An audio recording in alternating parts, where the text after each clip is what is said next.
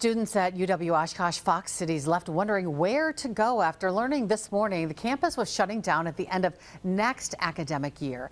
As Samantha Cavalli reports, this comes after UW announced last year it would shut down its other satellite campus in Fond du Lac.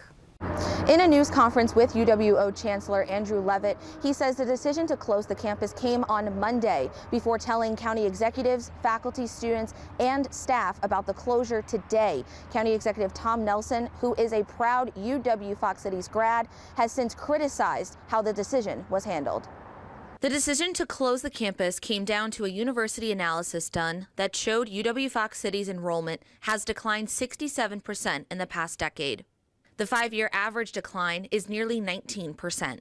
The analysis was completed and shared with the chancellor at the end of April before sharing it with UW President Jay Rothman in mid-May. Nelson filed an open records request last month to learn the plan for UW Fox Cities and says the university replied with questions instead of answers. Nelson says he feels like the chancellor has betrayed students. Levitt says he's doing what's best considering the circumstances. They're not taking responsibility for this. They have done a really poor job, and they have set us up to failure. This is at their doorstep.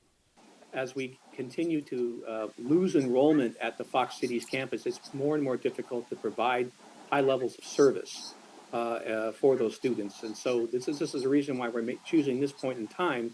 We can still provide the service. It's not degraded to the point where we're concerned about the student experience, but we can't go another year or two.